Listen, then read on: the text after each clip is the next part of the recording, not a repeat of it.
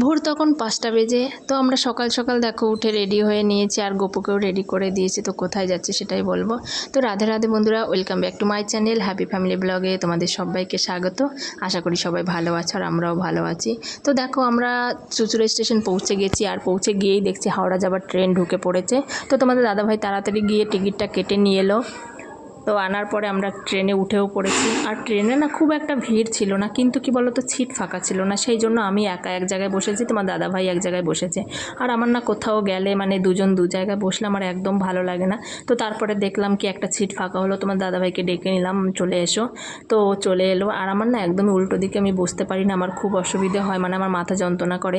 উল্টো দিক বলতে মানে হাওড়া যাওয়ার ট্রেনে আমাকে হাওড়ার দিকে মুখ করেই বসতে হবে। উল্টো দিকে যদি আমি বসি তাহলে আমার মাথা যন্ত্রণা হয়। কিন্তু কি করবো, এখানে কিছুই উপায় নেই। অতটা টাইম মানে দাঁড়িয়ে থাকার থেকে বরং বসে যাওয়াই ভালো, যেরকম পারছি।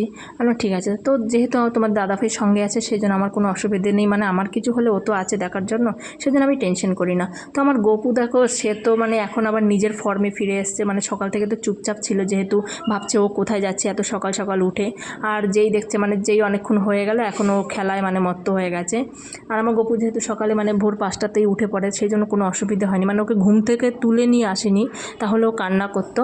তো যাই হোক, এদিকে মানে এত বিরক্তি হচ্ছে, তোমার দাদাভাই আর বসে থাকতে পারছে না। তো তারপর আমি বললাম কি তুমি একটু যাও, ওকে নিয়ে একটু ঘোরো। তো বললো কোথায় যাও বলো, ভিড়ের মধ্যে দরজার কাছে দাঁড়ানোও যাবে না। তা বললাম কি ঠিক আছে, একটু ফাঁকা হলে তুমি যাও, গিয়ে আমরা যখন নেমে যাব তার আগে আগে চলে যাবো। বলছে ঠিক আছে। তারপরে তোমার দাদাভাই উঠে বাবুকে নিয়ে চলে গেল। ওখানে মাঝখানে গিয়ে দেখো দাঁড়িয়ে আছে, মানে জানলার হাওয়াটাও পাচ্ছে দরজা দিয়ে, সেই জন্য ওখানে দাঁড়িয়ে আছে। তো তারপরে আমরা দেখো ট্রেনে উঠেও পড়েছি। মানে আমরা সকালে যে কান্ডারি এক্সপ্রেসটা ধরার কথা ছিল সেটা আমরা পাইনি, কারণ আমাদের অনেকটা দেরি হয়ে গেছিলো, সেই জন্য। তারপরে আমরা মেচেদা লোকাল ধরে নিয়েছি, কী আর করবো বলো, কিছু করার নেই। আর তোমার দাদাভাই না কাঁথি পর্যন্ত মানে টিকিটটা কাটেনি। আমি বলেছিলাম যে কাঁথি পর্যন্ত টিকিট কেটে নাও, তা বললো যদি ট্রেনটা না পাই সেই কারণে তো শুধু শুধু পয়সার মানে টিকিটটাই বেকার হয়ে যাবে। সেই জন্য কী করলো, ও মেচেদা পর্যন্ত টিকিট কেটেছে মানে কাটার পরে। তারপর আমি বললাম ঠিক আছে। তো তারপরে কী আর করবো বলো, মেচেদার লোকাল ধরে নিলাম। মানে ওখানে গিয়েও আমরা ট্রেন পাইনি। তারপরে এই দেখো কোলাঘাটের মানে ব্রিজটা মানে কোলাঘাট ঢুকতে যাচ্ছে। তো অনেকটাই রাস্তা চলে এসছে। আমি মাঝখানে আর ভিডিও অন করতে পারিনি, তার কারণ হলো গপুর জন্য। গপু খুবই বিরক্তি করছিল। তো বললাম ঠিক আছে চলো, এখন অনেকটা রাস্তা যেতে যেতে আমি পুরোটাই শেয়ার করবো তোমাদের সঙ্গে। তো দেখো আমার না কোলাঘাটের মানে এই যে দৃশ্যগুলো আমার দেখতে খুব ভালো লাগে। আমি কোথাও গেলে আমি জানলার কাছে সবসময় মানে সিট নিই। তো আমার এই বাইরের যে প্রকৃতি। আর আমরা কোথায় যাচ্ছি অবশ্যই বলবো। হ্যাঁ, দীঘা নিশ্চয়ই আমরা যাচ্ছি না, দীঘা ঘুরতে যাচ্ছি না আমরা, আমাদের অন্য কাজ আছে সেখানে যাচ্ছি। তো চলো যেতে যেতে বলছি। আর আমার খুব ভালো লাগছে এই যে সমুদ্র। আর এই সমুদ্র দেখলেই না মনে হয় কি এই নদীর পাড়ে বসে থেকে মানে মনে সুখে গান করতে পারতাম নিরালায় বসে। আমার খুব ভালো লাগে এই যে হাওয়া, প্রকৃতির যে সুন্দর হাওয়া আর এই যে সুন্দর দৃশ্য, এটা আমার দেখতে খুবই ভালো লাগে। তো সেটাই তোমাদের দাদাভাইকে বলছিলাম যেতে যেতে, যে আমার এই জিনিসগুলো দেখতে না খুব ভালো লাগে। মনে হয় নদীর পাড়ে একা একা বসে থাকতে পারতাম, খুব ভালো লাগতো। তো চলো দেখো, আমাদের জীবনটা তো আর গল্পের মতো নয় যে আমরা কিছু পরিকল্পনা করে নেব, মানে ভেবে নেব আর সেটা স্বপ্নের মতো হয়ে যাবে, সেটা কখনোই সম্ভব নয়। কারণ বাস্তব জীবনটা অনেক কঠিন। তো তারপর আমরা দেখো দেখতে দেখতে না কোলাঘাটে এই যে ঢুকে পড়েছি। কারণ বাস্তবের সঙ্গে আমাদের জীবনের কোনো মিল নেই। আমরা যেটা ভাবি তার উল্টো হয়, যখন যেটা ভাবি না সেটা হয়ে যায়, এটাই হয়। তো তারপরে আমরা মেচেদা স্টেশন নেমে পড়লাম। তো দেখো, আর এখানে গিয়ে তার একটা দিদুনের সঙ্গে পরিচয় হলো। মানে তারা যাচ্ছিল বাবার মাথায় জল ঢালতে। জানো এখন শ্রাবণ মাস শুরু হয়ে গেছে, তো সবাই মানে তারকেশ্বর যাচ্ছে। তো এই মাসিও যাচ্ছিল। আর আমার গপু না ওনার এই মানে বাঘ যেটাকে বলে, সেই বাঘটা নিয়ে মানে ওই যে সেই ঘন্টাগুলো লাগানো আছে ওইটাকেও বাজাচ্ছিল, ওর খুব ভালো লাগছিল। তো ওনাকে কিছুতেই ছাড়বে না, উনি চলে গেছে। তো দেখো ওটা তো আর আমাদের জন্য বসে থাকবে না। তারপর আমার গপু খুব কান্না করছিল, সেই জন্য দেখলাম একটা ছোট একটা মানে আমার গুল্লু মল্লু একজন আজ এসছে, একটা ছোট বাচ্চা। তো বললাম ওই দেখো ভাই, এবার ও তার কাছে যাবে, সেই জন্য এই দেখো দুজনকে এক জায়গায় বসিয়েছি। আর এটা হলো তার দিদুন। তো তারপরে দুই মানে বললাম এই যে দেখো এই একটা ভাই আর তুমি দাদা, তাই দুই ভাই এখানে বসো। আর সে তো চুপচাপ ওকে বসেছিল ওর কাছে। বাচ্চারা দেখো বাচ্চাদের খুব ভালোবাসে। তারপরে দেখো ওখানে গিয়ে কি করব, আর একটা যেটা কাণ্ড হয়ে গেল, মানে সারাদিন এই হচ্ছে, মানে তোমাদের দাদা ভাই, আমি তখন বলেছিলাম যে না একদম কাঁথি পর্যন্ত আমাদের টিকিট করে নাও, তো তোমাদের দাদা ভাই বললো যদি এক্সপ্রেসটা না পাই তাহলে বেকার হয়ে যাবে টিকিটটা, কারণ অনেক টাকাই ভাড়া লাগে। তো সেই জন্য না ও আর কাটেনি, ও মেচেদা পর্যন্তই কেটেছিল। তারপরে ওখানে গিয়েও না সেই ও টিকিট কাটতে গিয়ে পুরো দেরি হয়ে গেল, মানে যখন প্ল্যাটফর্মে ঢুকছে, মানে ট্রেন ঢুকে যখন বেরিয়ে যাচ্ছে ও তখন ওভারব্রিজ হয়ে নামছিল, মানে ও গুলিয়ে ফেলেছিল জিনিসটা। আমি ছিলাম 5 বা 6 নম্বরের প্ল্যাটফর্মে আমি ছিলাম, আর তোমার দাদাভাই চলে গেছিলো 3-4-এ, তো সেখানে গিয়ে পাইনি আমাকে। ও ভাবছে যে আমি এইটাতে হয়তো আছে, এবার দেখতে পাইনি বলে আর আসতেও দেরি হয়েছে। তারপরে ও বুঝে যখন আসছে, এসে যখন মানে ওভারব্রিজ দিয়ে যখন নিচের দিকে নামছে, তখন ট্রেনটা বেরিয়ে যাচ্ছে প্ল্যাটফর্ম থেকে। আর আমার পক্ষে তো সম্ভব নয়, বাবু যেহেতু ছোট, ওকে নিয়ে ব্যাগ নিয়ে দৌড়ে আমি যে ট্রেনে উঠবো, আমার সেটা সম্ভব নয় আমার পক্ষে। আমি একা থাকলে সে চলে যেতাম, অসুবিধে নেই, কিন্তু সেটা আর হয়নি। আর রিস্ক নেওয়াটাই ভালো নয়, সেটাই হলো কথা। কারণ লাইফে রিস্ক নিয়ে 5 মিনিটের জন্য একটা জীবনের ঝুঁকি মানে পূর্ণ কাজ হয়ে যায়, সেটা একদমই ভালো নয়। তো যাই হোক, তারপরে আর জোর করলাম না, তখন কি করব, বেকার 2 ঘন্টা, কারণ একদমই ট্রেন নেই, এই লাইনে ট্রেন খুব কম। 2 ঘন্টা পুরো বসেছিলাম আমরা মেচেদা স্টেশনে। তো কী করবো, এতক্ষণ বসে থাকা তো সম্ভব নয়, কারোরই ভালো লাগে না, তাই না? তারপর অত সকালে বেরিয়েছি, অবশ্য আমি টিফিন করে নিয়েছিলাম, তার আগের দিন ছোলা সিদ্ধ করে ডিম সিদ্ধ করে আমরা নিয়ে এসেছিলাম। তো ওখানে বসে বললাম যে টিফিনটা তাহলে করে নাও, এতক্ষণ যখন বসবো, এখানে তো এইভাবে বসে থাকা সম্ভব। তারপরে বসে থেকে পুরো 2 ঘন্টা পার হয়ে গেল। তারপরে দেখো আমরা ট্রেনে উঠেও পড়েছি, আর ট্রেনটা না ফাঁকাই ছিল। তো চলো, আমার বাবু ঘুমিয়েও গেছে, মানে ও খাওয়া দাওয়া করেছে দিয়ে ঘুমিয়ে গেছে। তো ঘুমোনো অবস্থাতেই মানে কোলে নিয়ে বসে আছি, কি করব বলো, কারণ ওর ঘুমটা ভেঙে গেলে আর হবে না, তারপরে বিরক্তি করবে খুব। তো তারপরে আমরা দেখো দেখতে দেখতে চলে এলাম কাঁথি স্টেশন। আর কাঁথি পৌঁছাতে পৌঁছাতেই এত জোর বৃষ্টি শুরু হলো, কি বলবো আর তোমাদের, মানে সারাটা দিন ভালো গেল, কিন্তু এইখানে এসেই মানে বৃষ্টিটা হতে হলো, আর আমরা পুরো আটকা পড়ে গেলাম। একেতেই সকাল থেকে মানে ঘর থেকে বেরোতে বেরোতেই সারা দিনটা মানে যেন কেমন পিছিয়ে পড়েছি, এই এক্সপ্রেস পাচ্ছি না, গাড়ি পাচ্ছি না, এটা পাচ্ছি না, সেটা পাচ্ছি না, করতে করতেই দিনটা পার হয়ে গেল। তোমাদের দাদাভাই ভাবলো আমাকে ছেড়ে দিয়ে ও চলে যাবে, তার কারণ হলো ওর যেহেতু ছুটি নেই, রবিবার দিনই আমরা আসছি, তো রবিবার দিন ও ছেড়ে দিয়ে আবার বেরিয়ে যেত। কিন্তু দেখো আমাদের পৌঁছতেই না বাড়িতে 4টে 4:30 বাজে। তো তখন একটা মানুষের মানে এসে সম্ভব না খাওয়া দাওয়া করে আবার বেরোনো, তো সেইটা আর হয়েও উঠবে না আমার মনে হয়।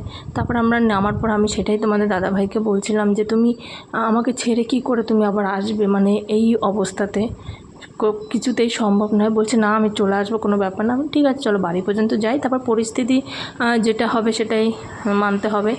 তারপরে আমরা যেই বৃষ্টিটা থামলো, আমরা নেমে পড়লাম কাঁথি স্টেশন থেকে নিচের দিকে, যেখানে অটো স্ট্যান্ড, গাড়ি স্ট্যান্ড, মানে যেখানে দাঁড়ায়। তো সেই জন্য, আর আমার মুডটা অফ, সেটা দেখতেই পাচ্ছ, তোমার দাদাভাই ক্যামেরাটা ধরে আছে, তো আমাকে হাসানোর চেষ্টা করছে। আর আমার মুড অফ এই কারণে, আমি বলেছিলাম গাড়ি করে যাব, তো ও বলছে না হাওয়া খেতে খেতে যাব, অটো করে বা টোটো করে। আমি বললাম না, আমি বাড়ি থেকেই বলে এসেছি যে গাড়ি করে যাব। তারপরে এমনই ভাগ্য দেখো, নেমে দেখি কোনো গাড়ি নেই, শুধু অটো দাঁড়িয়ে আছে, অটোই আছে। তাও সেইটাই তোমার দাদাভাইকে বলছিলাম যে গাড়ি বুক করবো, হচ্ছে গাড়ি বুক করতে তো অনেক টাইম লেগে যাবে, আর এখানে তো চট করে পাওয়া যায় না, তো সেই জন্যই আর কতক্ষণ দাঁড়াবো বলে, এমনিতেই সময় হয়ে যাচ্ছে। আর তোমার দাদাভাই একটু মানে ও কী বলবো, মানে ও খুব জলি টাইপের ছেলে, মানে ও হাসি খুশি থাকতে বেশি ভালোবাসে। আমি না যতই রাগ করি, ও খুব একটা রাগ করে না, মানে খুব কম, মানে আমার রাগে ও ভাঙায় সবসময়, আমি রাগ করি ওই রাগ ভাঙায়, আবার ও যখন রাগ করে ওই নিজেই আমার সাথে কথা বলে, মানে এইরকম। তো আমাকে হাসানোর জন্য খুব চেষ্টা করছিল। তারপরে আমি ভাবলাম যে ঠিক আছে, ওখানে 2টো প্রাইভেট গাড়ি ছিল, তো তারা তো যাবে না, তো তারপরে অটোতে উঠে পড়লাম। আর অটোতেও অনেক ভাড়া নিয়েছে, যেহেতু প্রচুর বৃষ্টি হচ্ছে, তো আমরা রিজার্ভ করেছিলাম গাড়ি, 500 টাকা ভাড়া নিয়েছে, মানে বাড়ি পর্যন্ত পৌঁছে দেওয়ার জন্য, সেইটাই। তারপর আমরা উঠে দেখো বসে আছি, আর গপুকে মাঝখানে বসিয়েছি, তো আমরা দুজনে দুপাশে বসেছি, যাচ্ছি। আর কোথায় যাচ্ছি বললাম তোমাদের বলবো, সেটা হলো আমার শ্বশুরবাড়ি যাচ্ছি। আর গপু তার নিজের মানে পিতৃভূমিতে এই প্রথমবার যাবে। আজকে আমার গপুর 1.5 বছর বয়স, তার মানে 2.5 বছর পরে মানে হওয়ার 1.5 বছর পরে ও যাচ্ছে এই প্রথমবার। আর এর আগে তো কোনো দিন আসেনি, আমি এসেছি।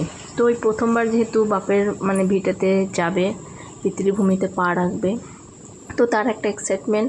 আর আমার বারবার করে মানে শ্বশুর ফোন করছে। তো তার কারণ হলো, এখানে যাওয়ার একটাই কারণ হলো বাড়িতে অনুষ্ঠান। আর প্রথম কথা হলো মানে দাদুভাইকে ছেড়ে তারা অনুষ্ঠান করবে, এটা তাদের ভালো লাগছে না, সেই জন্যই বলেছিল। তো প্রথমে আমি রাজি হইনি, বলছি এত ছোট মানে বাবু, এখন ওকে নিয়ে যাওয়াটা আমার পক্ষে সম্ভব নয়। তো সেই জন্য রাগ করছিল। তারপর তোমার দাদাকে বললো ঠিক আছে আমি গিয়ে ছেড়ে দিয়ে আসবো, কোনো অসুবিধা হবে না। তারপর বললো ঠিক আছে। তো সেই জন্য আমরা বেরিয়ে পড়লাম। আর আমার গোপু একদম চুপ হয়ে আছে অটো করে। আর দেখো তারপরে ভাবলাম কি হ্যাঁ ঠিকই আছে, চলো অটো করে যাচ্ছি, চারিদিকে প্রকৃতি হাওয়া দেখো। গাড়ি করে গেলে কি দরজা বন্ধ থাকবে, হাওয়া টাওয়া কিছুই লাগবে না, একদম মানে ফট করে চলে যাব। তো সেই জন্য অটো করে গেলে অনেকটা রাস্তা বেশ ঘুরতে ঘুরতে ফিরতে ফিরতে মানে কথা বলতে বলতে গল্প করতে করতে যেতে পারবো আমরা। সেই জন্যই আবার মুডটাকে ঠিক করে নিলাম। শুধু শুধু মন খারাপ করে কী লাভ বলো, যেটা হয়নি সেটা নিয়ে আফসোস করে লাভ নেই। আফসোস করা মানেই কি বলো তো, পিছিয়ে যাওয়া। সেই জন্যই তো আবার নিজেকে আবার বুঝালাম যে ঠিক আছে চলো গল্প করতে করতে যাই সবাই মিলে। আর তোমার দাদাভাই মানে যে অটো চালাচ্ছিল, ওনার সাথে কথা বলতে বলতে মানে অটোওয়ালা ওই কাকুর সঙ্গে কথা বলতে বলতে সারা রাস্তা যাচ্ছিল।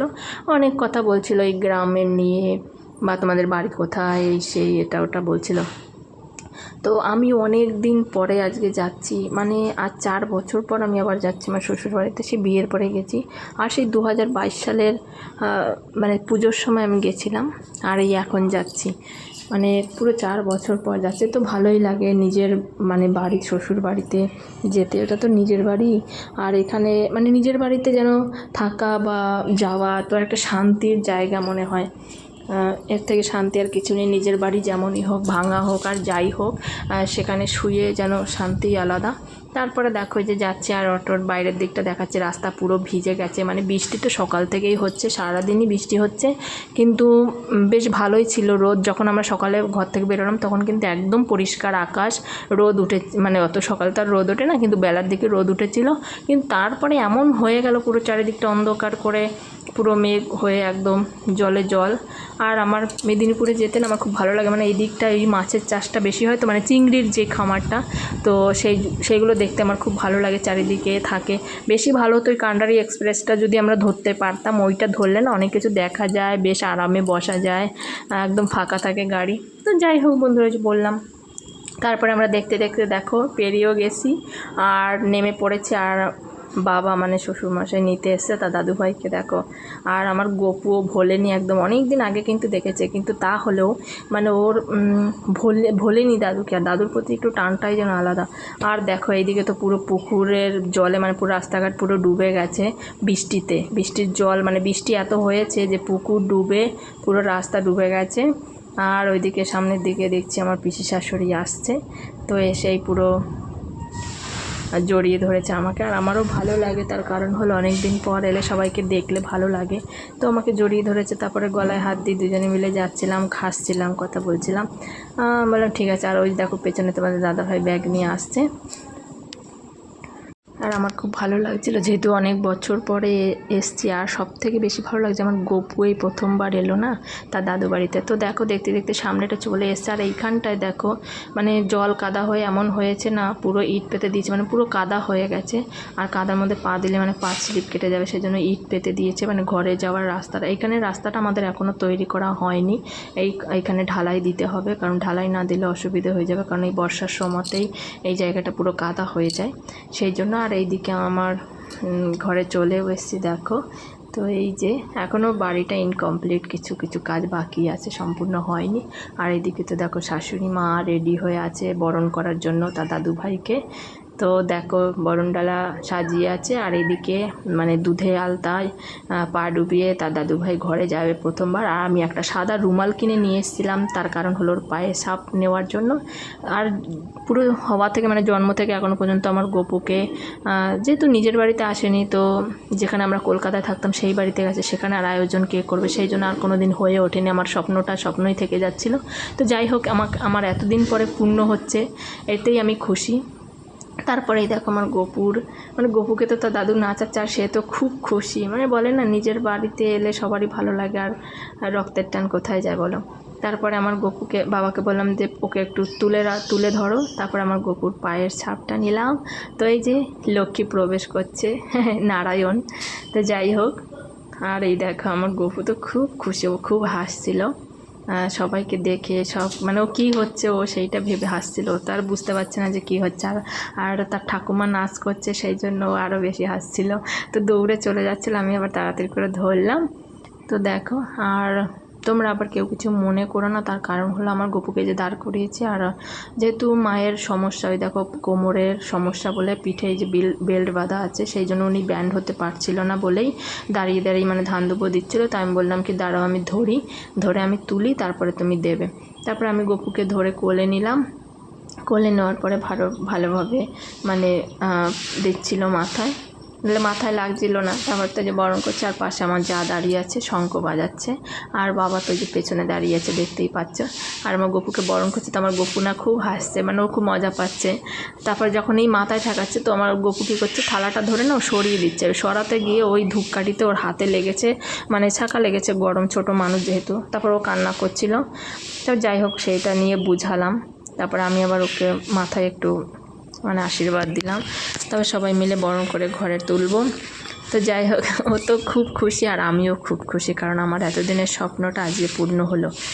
তো চলো বন্ধুরা, তোমরা দেখলে, আর আমার গপু প্রথমবারই তার বাবার বাড়ি চলে এসছে।